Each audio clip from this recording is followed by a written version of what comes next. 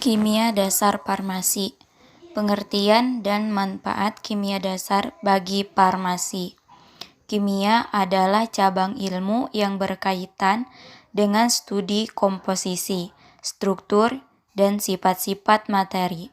Penerapan ilmu kimia sendiri berkaitan dengan studi tentang perubahan yang dialami berbagai bentuk materi dalam kondisi yang berbeda.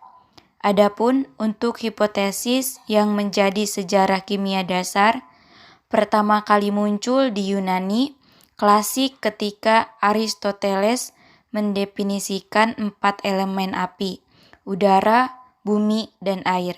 Tidak sampai abad ke-17 dan ke-18 ketika para ilmuwan seperti Robert Boyle 1627 sampai 1691 dan Antoine Lavoisier tahun 1743 sampai 1794 mulai membentuk kembali tradisi alkimia lama menjadi disiplin ilmu yang ketat.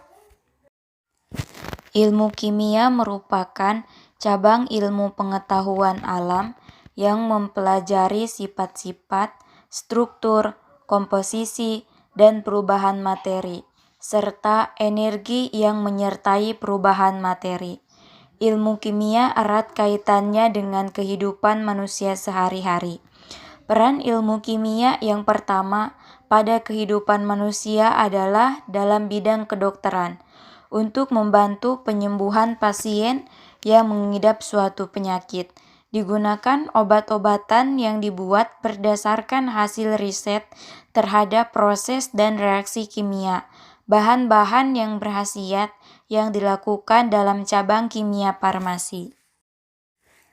Kimia dalam bidang farmasi. Obat merupakan salah satu bahan kimia yang perkembangannya cukup pesat. Antibiotik juga merupakan salah satu jenis obat yang sering digunakan. Contoh obat yaitu pertama obat flu, umumnya penyakit pilek atau influenza disertai demam dan batuk. Biasanya obat untuk meredakan penyakit ini disebut obat flu. Influenza biasanya disebabkan oleh virus. Komposisi obat flu terdiri atas obat analgesik, antipiretik, dekongestan, dan obat alergi. Kedua, obat analgesik dan antipiretik. Obat-obatan yang termasuk analgesik dan antipiretik diantaranya yaitu asetosal, acetaminophen, salisilamid, asamefenamat, dan kafein. Yang ketiga, obat dekongestan, fenilprofanolamina HCl dan efedrina HCl merupakan contoh obat dekongestan.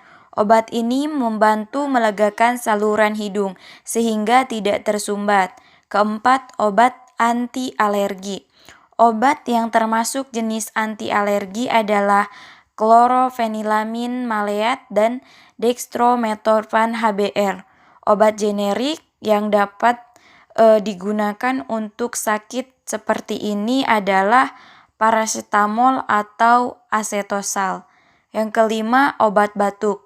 Batuk umumnya dikelompokkan menjadi batuk kering dan batuk berdahak. Adapun batuk berdahak disebut batuk produktif karena mengeluarkan banyak dahak. Batuk berdahak umumnya disebabkan oleh flu. Obat batuk mengandung zat ekspektoran dan zat anti alergi. Seperti obat anti-influenza, obat batuk tidak boleh digunakan terus-menerus. Yang keenam yaitu obat sakit lambung atau obat lambung.